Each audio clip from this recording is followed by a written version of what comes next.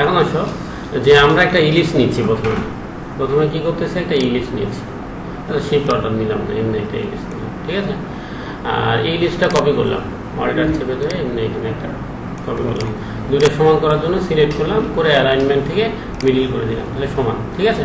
আচ্ছা, দুইটাকে একত্রিত করার জন্য পাথফাইন্ডার থেকে এই যে অ্যাড টু শেপ এরিয়া, অর্থাৎ এই যে দুইটা আলাদা আলাদা না, দুইটা তো আলাদা আলাদা, এটা আলাদা এটা আলাদা, আলাদা কালার করে দেখায়, দুইটা আলাদা কি না, এই দুটাকে একত্রিত করতে হয়। কোনো শেপকে যদি একত্রিত করতে হয় তাহলে পাশাপাশি বসে এই যে পাথফাইন্ডার থেকে অ্যাড, এতদিন খালি পাথফাইন্ডারের ডিভাইড দেখছিলাম, ভাগ করাটা, যে ডিভাইড করলে কি হতো, আনগ্রুপ, তাহলে দেখো প্রত্যেকটা ভাগ হয়ে গেছে না, ভাগের দরকার নাই আমাদের, আমরা কি করব, একত্রিত করব। তাহলে একত্রিত করতে গেলে সিলেক্ট করে এই যে অ্যাড শেপ, এখানে চিহ্নটা দেখলে বুঝবে যে দুটা বক্স একত্রিত হয়ে গেছে, এই দেখো দুটো একই কালার হয়ে গেছে, ঠিক আছে।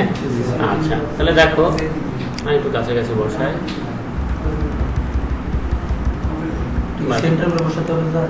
এটা হ্যাঁ দুইটা সমান করে বসাইতে হবে, অ্যাড শেপ দিলাম, এরকম হয়ে গেল, ঠিক আছে। এখন দেখো এটা আমি একটু জুম করে নিচ্ছি কাজের সুবিধার্থে, ভিডিও চালু আছে তাই জুম হচ্ছে। এখন দেখো এখানে আমি যেটা করব সেটা হচ্ছে যে একটা ত্রিভুজ নেব। তাহলে আমরা জানি স্টারটা যদি আমরা এরকম করে এঁকে ডাউন অ্যারো চাপ দেই তাহলে ত্রিভুজ হয় কিনা। আচ্ছা, রোটেট টুল দিয়ে এটাকে আমরা চাইলে ঘুরাতেও পারি, তো এটা শিফট ধরে ঘুরালে কি হবে, সোজা হবে, তাই না। আচ্ছা, হলে না সোজা হলে এমনি সোজা করে নিচ্ছি, এটা আমি কি করলাম, সাদা করে দিলাম, ঠিক আছে, যতটুকু করা দরকার ততটুকু করলাম, করার পর এটাকে নিয়ে চলে আসলাম। তো এখানে আমি অল্টার চেপে ধরে আর একটা করলাম, ঠিক আছে। এটা অ্যালাইনমেন্টের জন্য দুটা সিলেক্ট করে একই, দেখো ফাঁকা না, একই অ্যালাইনমেন্টে নেওয়ার জন্য অ্যালাইনমেন্ট থেকে মিডিল, তাহলে হয়ে গেল কি না। আচ্ছা, আমি এখান থেকে আরেকটা ইলিশ নিব। আচ্ছা, ইলিশ নিলাম না, তোমরা পেন টুলের কাজ শিখছো, পেন টুল দিই। আমি এখান থেকে একটা পেন টুল নিয়ে এরকম করে এঁকে নিলাম, অল্টার চেপে ধরে বর্ধিত অংশটাকে ডিলিট করে দিলাম, আবার এটা এখান থেকে একটু দিলাম, দেওয়ার পরে আবার এখানে এসে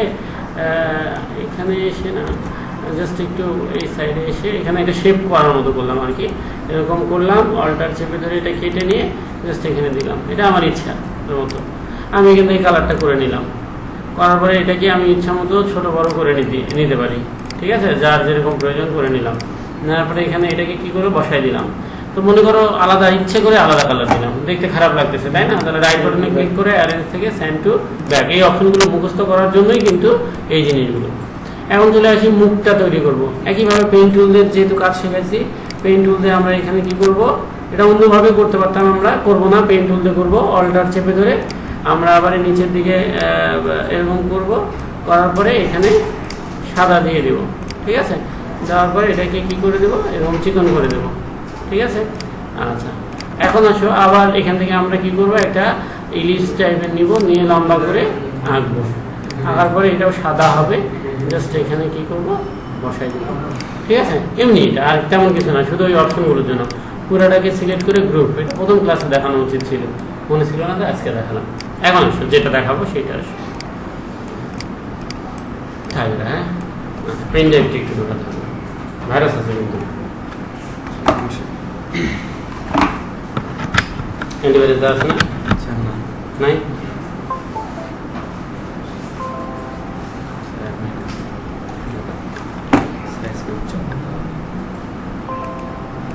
রোটেট আর পাথফাইন্ডারের কিছু কাজ থাকে, ঠিক আছে।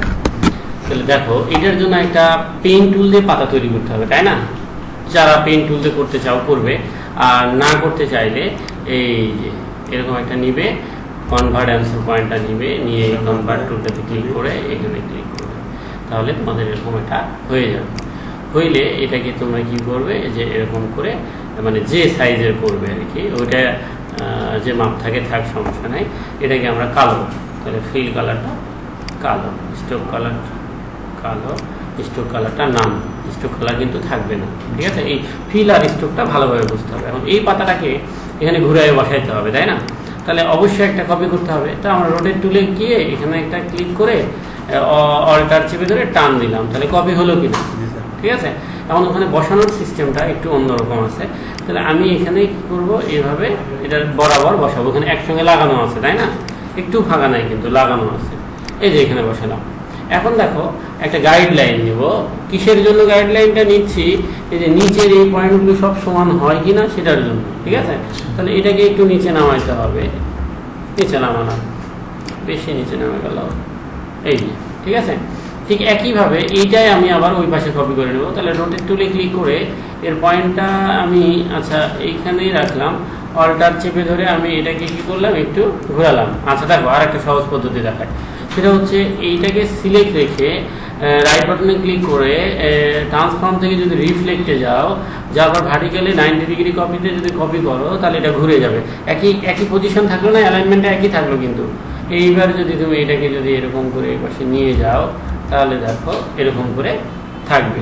এখন দেখো এই তিনটা সমান করার জন্য আমাদের জানা আছে, সিলেক্ট করে অ্যালাইনমেন্ট থেকে এই যে আমরা যদি এই যে এখানে অপশন আছে, এই যে এটা হরিজন্টাল ডিস্ট্রিবিউশন সেন্টার, মানে দুইটার থেকে মাঝখান থেকে দুইটা সমানভাবে ভাগ হয়ে যাবে।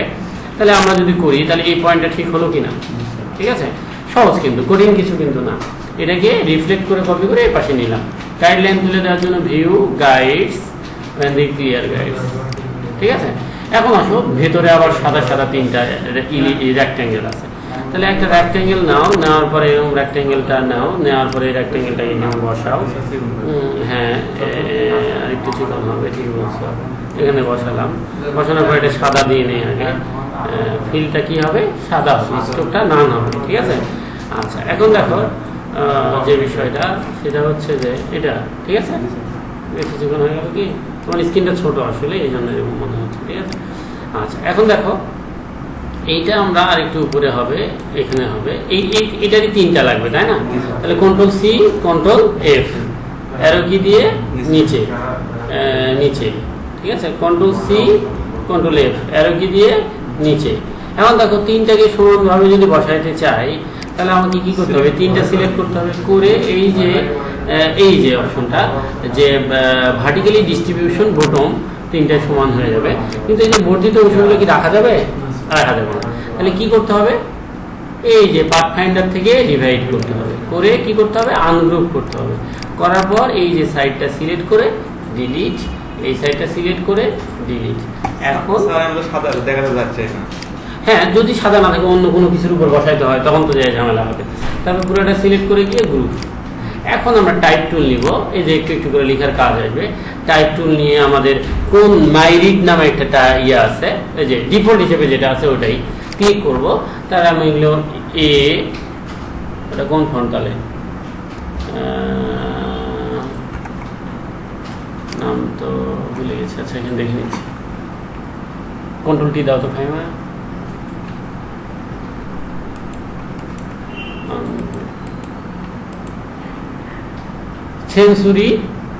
সেঞ্চুরির একটা ফন্ট আছে,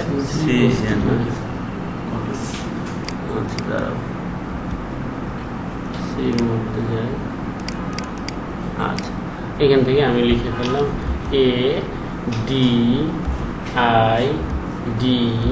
ADIDAS, ঠিক আছে?